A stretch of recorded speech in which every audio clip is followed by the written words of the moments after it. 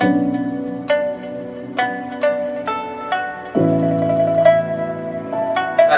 आज हम कबीरदास के दोहे के बारे में पढ़ेंगे। कबीर के जो दोहे हैं उसको पढ़ेंगे। तो कबीरदास का जो कोई परिचय में हमें ये रखना है।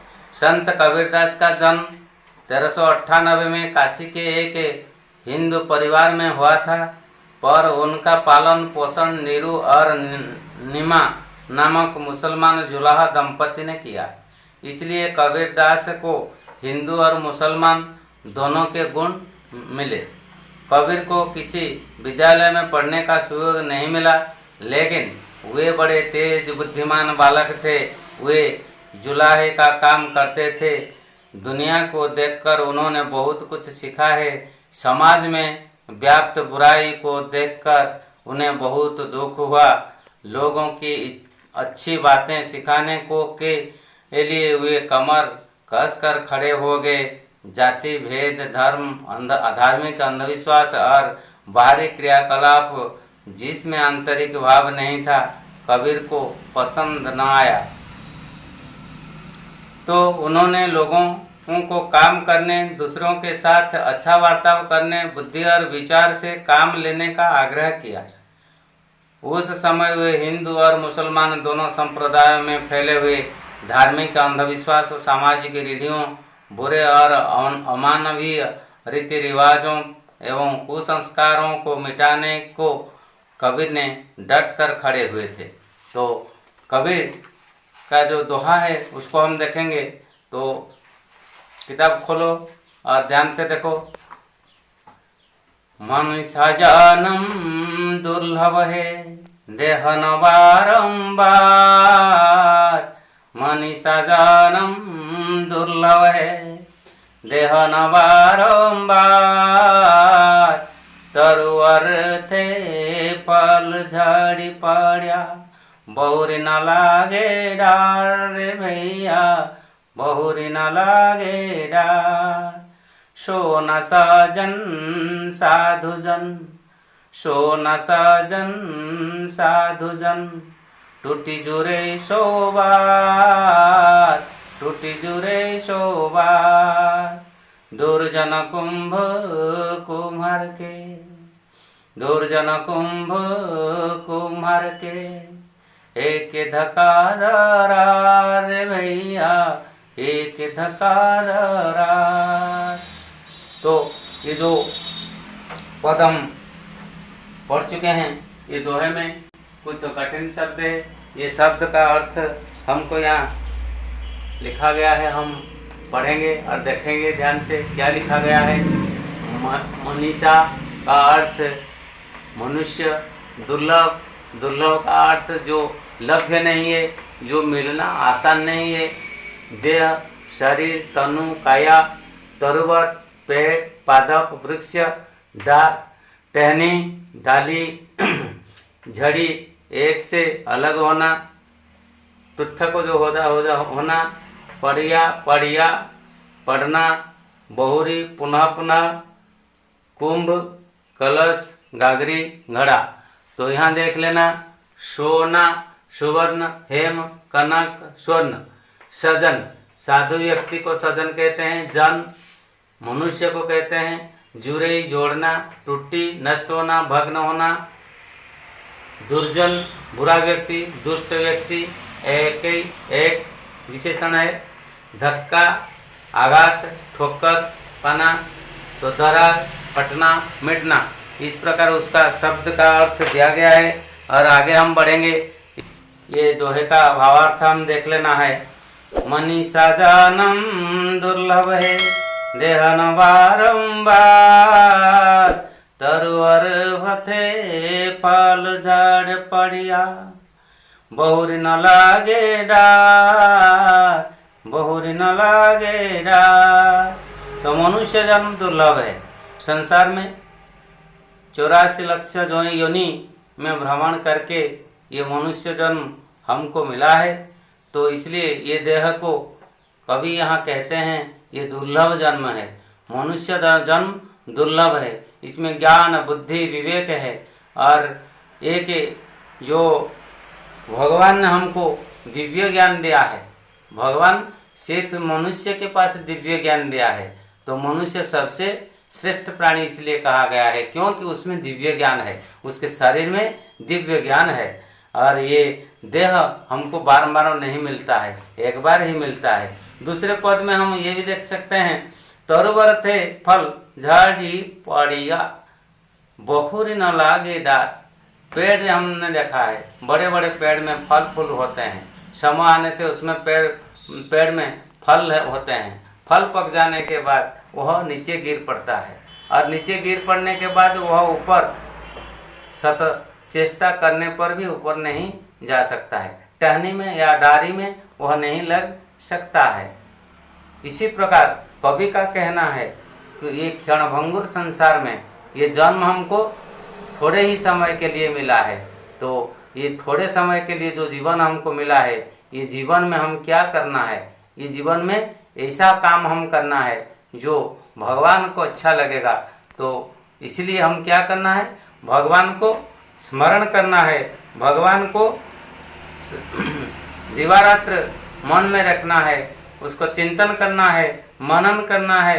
क्योंकि मानव के जो जीवन में हम सांसारिक जंजाल में फंस जाते हैं और समस्त सांसारिक विषय वासना को हम त्याग करना है, त्याग करके हम भगवान के निकटतर होंगे, भगवान के पद कमल में हमको समर्पित कर देना है, अर्पित कर देना है, और वासनाओं को त्याग कर भगवान को सदा स्मरण करना है। क्योंकि जीवन क्षणभंगुर है, कब हम मर जाएंगे उसका कोई डेट नहीं है, उसका कोई समय नहीं है, कोई अवधि नहीं है।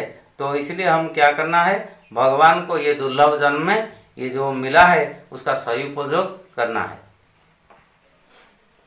तो दूसरा पद को हम देखेंगे, इसी दोहे में क्या लिखा है, सो न सजन साधु जन टूटी जुरे सो आर, दुर्जन कुंभ कुम्हार के एक धक्का दरार, भैया एक धक्का दरार।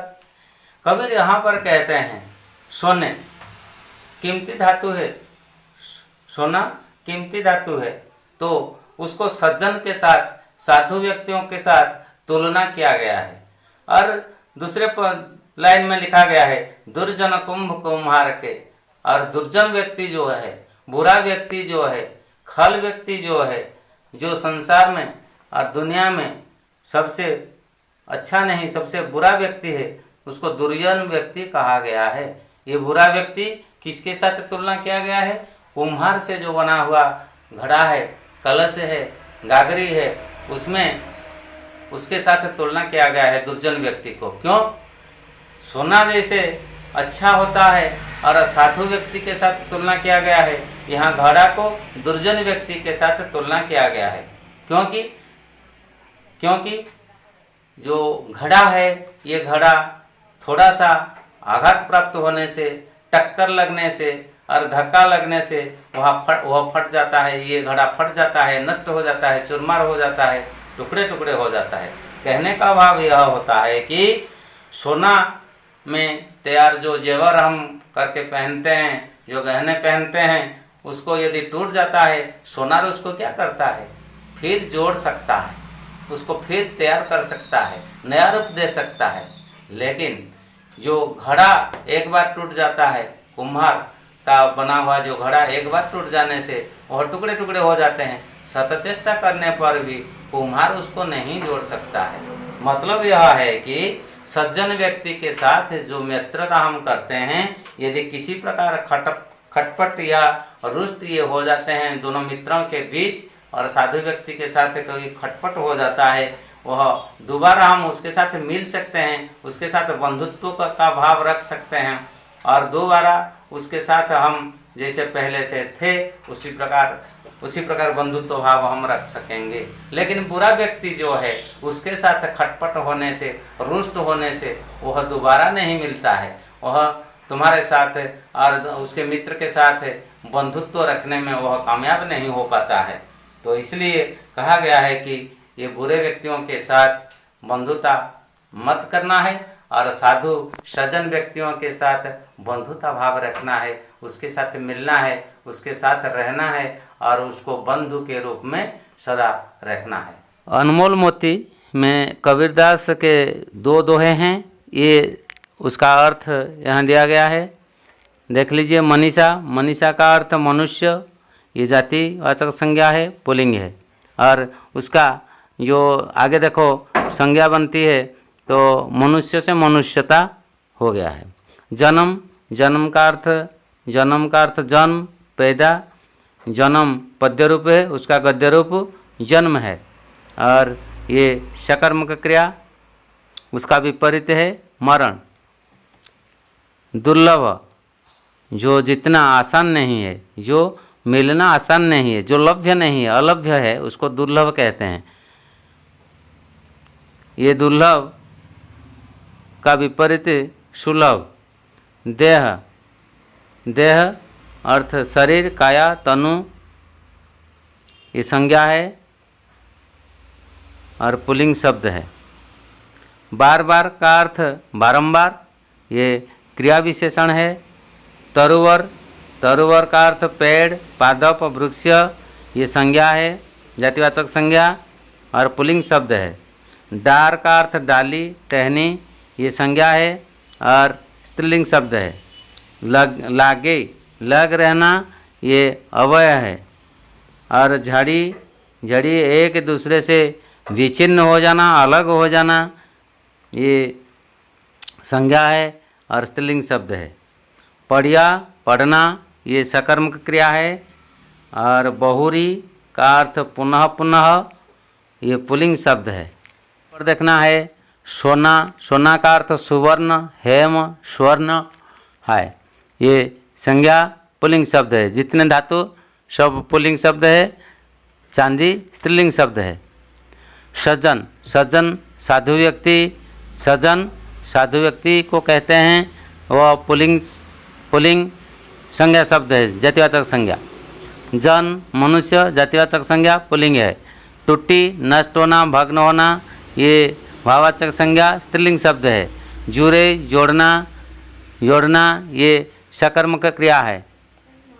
दुर्जन बुरा व्यक्ति, वह संज्ञा शब्द है और पुल्लिंग शब्द है। कुंभ, कलश, गागर, घड़ा, ये संज्ञा पुल्लिंग शब्द है। एक, ये विशेषण शब्द है। धक्का, आघात, ठोकर, ये है सकर्मक क्रिया है। दरार का अर्थ फटना, मिटना, ये सकर्मक क्रिया है। तो इसी प्रकार उसका अर्थ दिया गया है और व्याकरण स्थिति को भी बताया गया है। आगे बढ़ना और क्वेश्चन आंसर को, और जो हमारा भाषा ज्ञान है, अभ्यास है, उसको कॉपी में लिख लेना है और बार बार अभ्यास करना है। धन्यवाद।